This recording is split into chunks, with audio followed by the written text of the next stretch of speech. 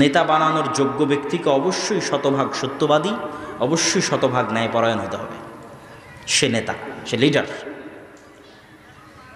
এই জন্য আমি বলি, আজকের যুগের মুসলমানেরা মক্কার কাফের মুশরিকদের চাইতেও এই দিক দিয়ে নিম্ন স্তরে অবস্থান করছে।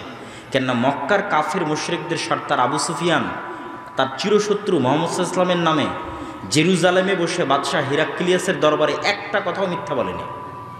কোনো রেকর্ডার নাই, কোনো লাইভ নাই, কিচ্ছু নয়। আবু সুফিয়ান চাইলে সব কথা মিথ্যা বলতে পারে, কেন আমার শত্রু।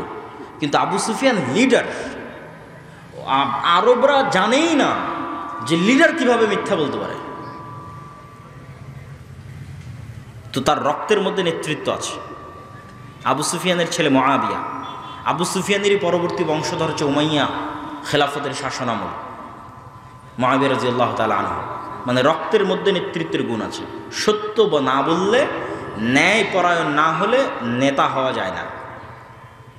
এই জন্য সকল নবী রাসূলকে আল্লাহ সুবহানাহু ওয়া তাআলা এই গুণের উপর জন্ম দিয়েছে।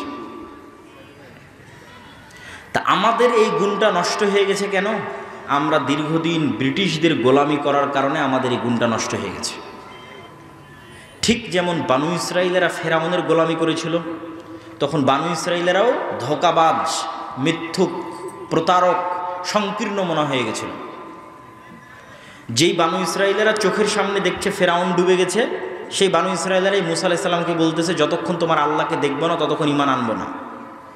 যেই বানু ইসরাইলেরা চোখের সামনে দেখছে সমুদ্রের মধ্যে তাদের জন্য 12টা রাস্তা তৈরি হলো, পাথর ফেটে 12টা ঝর্ণা তৈরি হলো, আসমান থেকে মান্না এবং সালোয়া খাবার আসলো, সেই বানু ইসরাইলেরা বলতেছে, মুসা তুমি আর তোমার আল্লাহ গিয়ে যুদ্ধ করো, আমরা যুদ্ধ করতে পারবো না।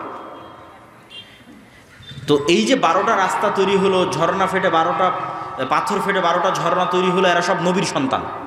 ইউসুফ আলাইহিস সালামের 12 ভাইয়ের পরবর্তী বংশধরের জন্য এই সম্মান। তো এরা কিভাবে এরকম প্রতারক হয়ে গেল, এরকম সংকীর্ণ মনা হয়ে গেল? ফেরাউনের অধীনে এরা 300 বছর গোলাম ছিল। মনে করেন আমার অধীনে 2টা গোলাম আছে, আমি একটা রুটি ওদের মধ্যে নিক্ষেপ করে দিলাম, তখন ওরা 3 দিন থেকে ক্ষুধার্ত আছে, ওই রুটিটা নিয়ে কাড়াকাড়ি লেগে গেল।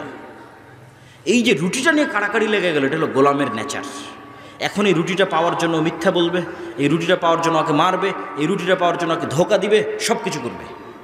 ব্রিটিশরা আমাদের এভাবে ট্রেন আপ করেছে যে তোরা একটা টাকার জন্য মারামারি করবি, ক্ষমতার জন্য মারামারি করবি, মিথ্যা বলবি, আর একজনকে নিচে নামাবি, আর একজনকে টেনে নিচে নামাবি, তার জন্য হিংসা করবি, বিদ্বেষ করবি। জাস্ট এইভাবে আমাদেরকে ট্রেন আপ করেছে 300 বছর গোলাম অবস্থায়।